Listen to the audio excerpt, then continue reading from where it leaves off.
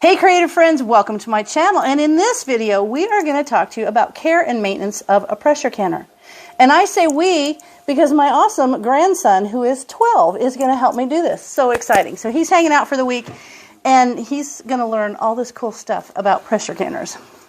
So here's the deal. I've done a video on pressure canners. Basically that was like the operations. I think it was a long time ago. So today I had to stop and pick up a new ring, and I thought, you know, it would be kind of cool if maybe I did a maintenance video for you guys so that you could see how to really care for your pressure canner. And what I'm going to do, I've got a couple of them here, and I'm going to stand up and show you the difference. So this one is one of those big, you've seen me use this all the time. This is a 23 quart Presto, and the top of this has this little edge around it, and it has this kind of a ring. This kind of a ring is a split ring. See how it's got like a little open along the edge there, right? This pressure canner is an old one. Thank you, Oliver. That's nice. There you go. So this pressure canner is an old one. It's got a different edge around the side, and then, okay, you're done with that. Then the ring is different because it actually fits in this little, it's like a little channel along the side. And you have to grab it and kind of pull it out. There you go.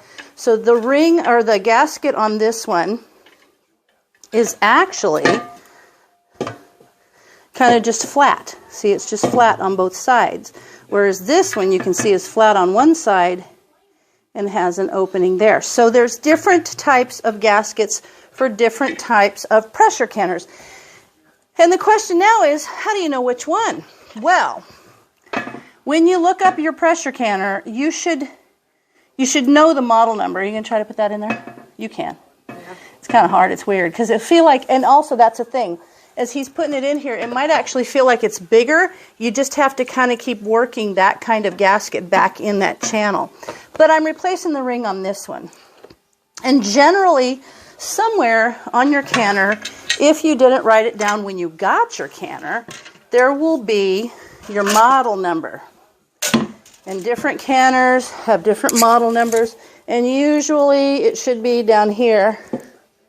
So somewhere you're going to find your model number, and the big old ones, it's right on the bottom of them.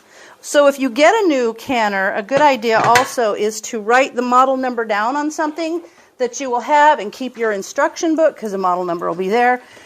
But the reason you need your model number is because when you go to get your gasket, up here on the top, you can see there's like the model numbers are listed. And actually there's a couple of them, the whole top of them is filled with model numbers. Is that tough? Let's see. This is kind of a pain. So these ones, there's like a teeny trough down in there. See? Underneath there. I'll see if I can show them. So there's this edge, but then down in here, what Oliver is trying to put in there, he's doing a good job, is right down here is a little trough, a little channel, and that's going to fit tight down in there, and you're still going to have those little bits. So we'll put that on later. You can actually set that down on the floor for right now because we're not really going to do anything with that one. But this one, it's really just all about the lid. So I'm going to show you something that I don't want to forget before we even replace the gasket. Every time you use your canner, you need to check a couple things. One of them is the little vent pipe. See this little vent pipe right here? You want to make sure that that's clear. So every time I use my canner, I literally pick it up and I hold it and look through to see that light's coming through. If it's not, you can put like a toothpick or something down in there to make sure that's clean. So you should do that every single time you use your canner. Another thing you should do every single time you use your canner is the overpressure plug. This is this little plug, and if it gets too much pressure, that's going to blow out. All the pressure is going to come out in the steam, and that's a safety feature. So you always want to make sure that that's nice and pliable, and it's bendy, and it's not getting too hard. So you need to do that. But then you also need to check your gasket. Your gasket should be nice and bendy. It shouldn't have any cracks or any tears or any chips in it. So you'll want to make sure that that's pretty good. Now this gasket actually looks fabulous, but I'm not going to keep it on there because I have canned a lot. And some people say, oh, you should do this every year. Well, what if you only can twice a year, as opposed to someone who cans 200 times a year? And so their gasket's going to need replaced a lot sooner. So you should just check it every single time you can. So I've checked mine, and I want to replace it. So I'm going to get a couple things together, and then I will have everything here, and I'll show you how we do that. You want to hit that pause button? All right. Oliver is still working on getting that gasket. Those old ones are difficult, aren't they? And it'll feel like it's not actually all the way in, and you just got to keep working it with your thumbs. Kind of a pain. Anyway, so this is the Presto. Now, if you have an All-American canner, most of this video will apply. Some of it will not. The part about replacing the gasket will not apply to you if you have an All-American canner because they don't use gaskets, which is kind of a draw. People like that. But I have had an All-American canner, and I got to tell you, Presto's my favorite. And it's just because they're heavier, and I don't know, I just always canned with this, so I'm more comfortable. So there's that. But I'm going to show you a couple of super cool little tricks. One of them is, I know that on a video recently, I kind of pointed out that when you're canning, this little thing can get steam coming out of it and a little water, and that's fine. It's fine. But you can see in this video, see that little shelf right there? Well, what happens, I want to show you. Close up, this little thing underneath will pop up with the steam. Bink, and when it does, that goes up. Well, you can see that when that pops up, it literally grabs onto this, so it locks your canner down. Now, I have had a canner for years, and someone just showed me this, and I think I need to tell you guys. So evidently they knew someone whose canner was just making this high-pitched squeal noise, and they couldn't figure out why. Well, come to find out, this actually screws on. This can become a little bit loose. See this? This little wheel can unscrew. Look at that. So that's two pieces. So see how that is? People don't know that. So I'm going to pop that in there, and I'm going to screw this on. Now, if this, there you go. If this happens to unscrew off, it can, you know, with the shaking or whatever, if it became all the way loose, that's just never going to go up, and this is going to fall down on your jars. So, check this. I didn't know it. This is new for me. These are fun facts. And here's another fun fact. This, I found out at the same time. It was like in a workshop when we were talking about this. Found out about that there. But here's another thing. You know how some people question. I finished. Oh, you did? Oh, you did a good job. See that gasket? And it feels like all bendy, like a nice rubber band, huh? It doesn't feel brittle or anything. Nice job. Good job. Thank you. So, some people ask, why does the dial gauge, I know, good job. Why does the dial gauge show 11 pounds of pressure when you only have a 10-pound weight? That has been like the canning question forever, I can tell you. So really, in all honesty, this is not 10 pounds. This is what it was explained to me. So I don't know, if there's different information, I don't know. This is what was explained to me, totally makes sense. This is actually, in reality, 10.5 pounds. So, on these little things, they can't put like 10.5 pounds on everything. They just round it down to 10 pounds. Now look at that dial. Can you imagine having to put half-pound increments on here?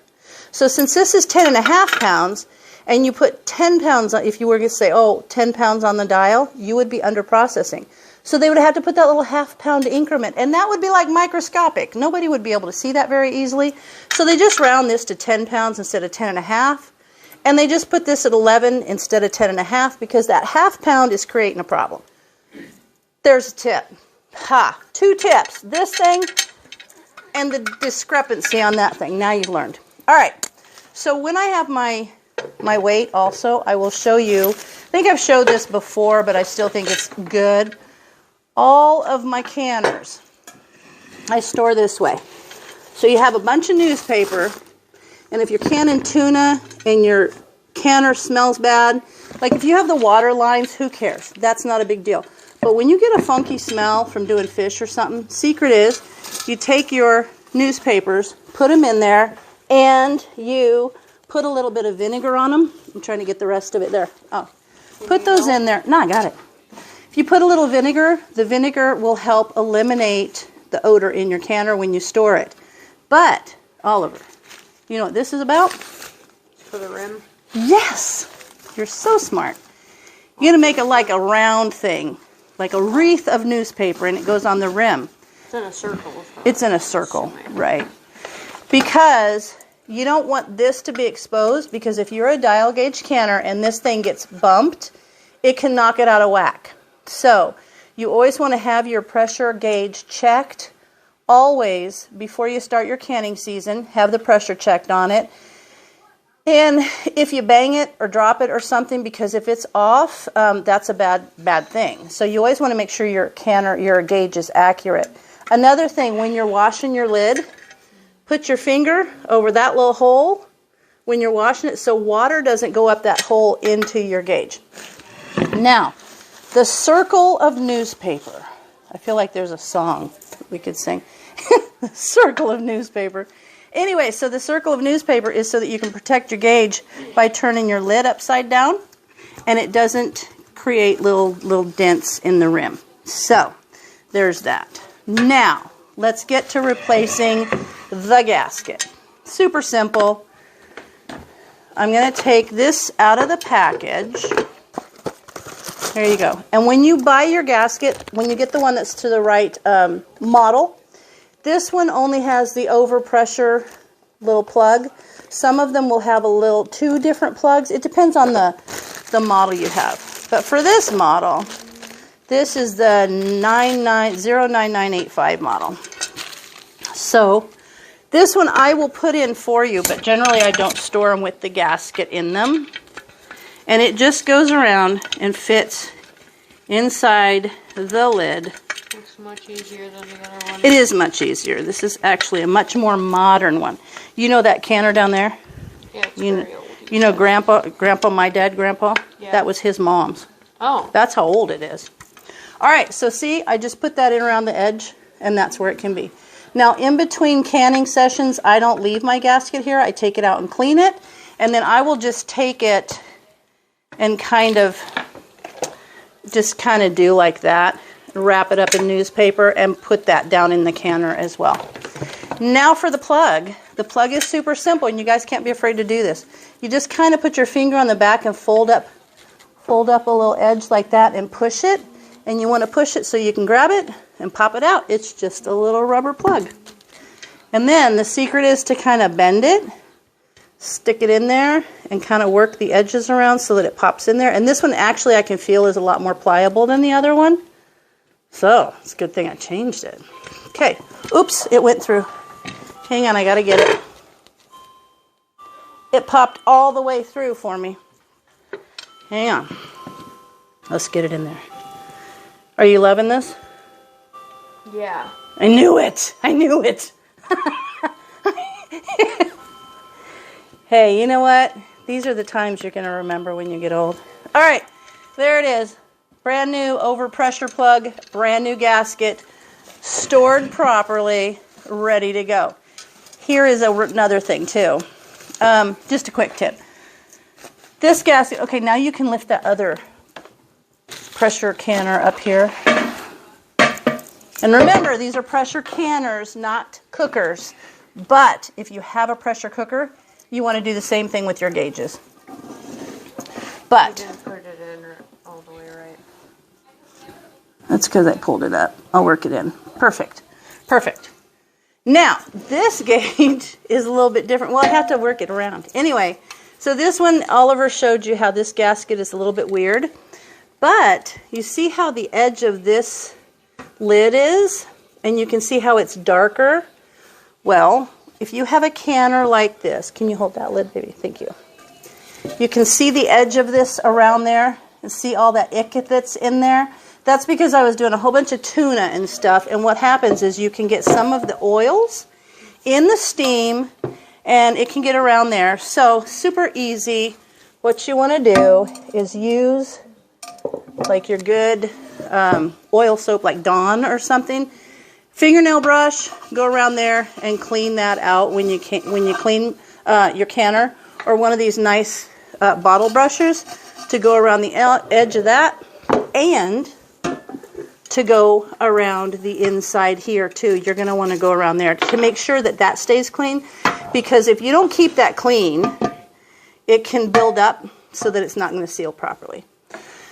So this one has, this is the kind of overpressure plug that this one has. You can see it's like a little, let me move over here.